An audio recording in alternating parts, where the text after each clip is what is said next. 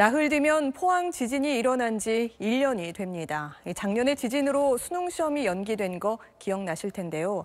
살던 집이 철거 대상으로 판정된 이재민 중 일부는 1년이 지난 지금도 여전히 체육관에서 텐트 생활을 하고 있습니다. 정구희 기자가 포항을 직접 다녀왔습니다. 1년 전 지진으로 철거 판정을 받은 아파트입니다. 곳곳에 금이가 있고 건물이 더 기울어지면서 출입문도 망가졌습니다. 이만큼이 건물이 올라왔다는 거지. 여기서 이만큼이 지금 들린 거지, 건물이. 집안엔 가구들이 뒤엉켜 쌓여 있고 물이 새는 벽은 온통 곰팡이로 뒤덮였습니다.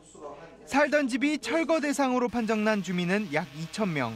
이들은 임시거처를 지원받았는데 2년까지만 살 수 있습니다.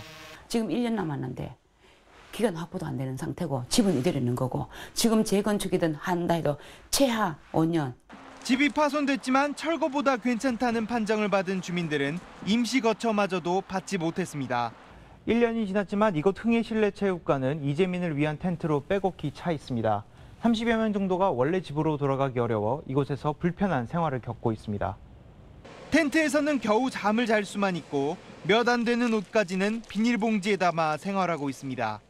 지금은 추우니까 핫팩을 또 바닥도 이래 안 따지고 이렇게 우리가 좀 돌아가서 못 들어가겠어요.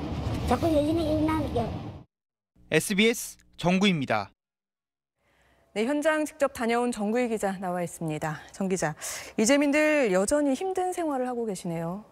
네, 그렇습니다. 보신 대로 아파트가 주거 불가, 즉 철거 판정을 받아야만 지원금 1,400만 원이 나옵니다. 집을 잃고 받을 수 있는 최대 금액이 1,400만 원이라는 얘기인데 그 돈으로는 지금 방 한 칸 구하기도 어렵습니다.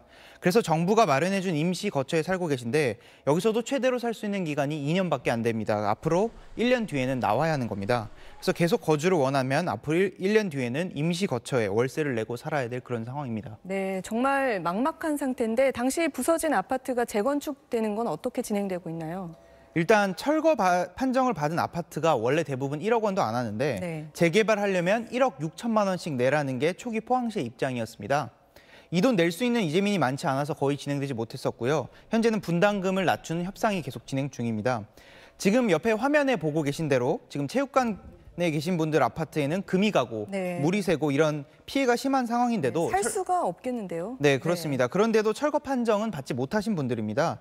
이게 집이 언제 부서질지 몰라서 들어갈 수 없다. 그래서 철거 판정 받은 이재민들처럼 임시주택 지원을 요청하고 있는 상황입니다. 네. 그리고 당시 이 지진이 근처에 지열 발전소 때문이다 아니다 여러 가지 원인을 두고서는 논란이 많았는데 그건 어떻게 되고 있나요? 네, 진앙 근처에 있는 지열 발전소가 지진의 원인이다라는 주장이 계속 있었는데요. 네. 유명 학술지 사이언스에 실린 논문에서도 지열 발전소가 단층 부근에 강한 압력으로 물을 주입해서 지진을 일으켰다 이렇게 분석하기도 했습니다. 이 지열 발전소 같은 경우에는 지난 2012년 지식경제부, 지금의 산업통상자원부가 정부 돈 195억, 민간 278억 원 들여서 지은 건데요. 주민들은 이 발전소가 지진의 원인이라면서 지난달 정부와 관련 기업들을 상대로 손해배상을 청구한 상태입니다. 그러나 지진이 아직은 자연 지진이다 이런 반론도 있습니다. 그래서 지진의 정확한 원인이 무엇인지 정부 차원의 조사 결과는 내년 2월쯤에야 나올 전망입니다. 아직 조금 더 지켜봐야겠네요. 네, 잘 들었습니다.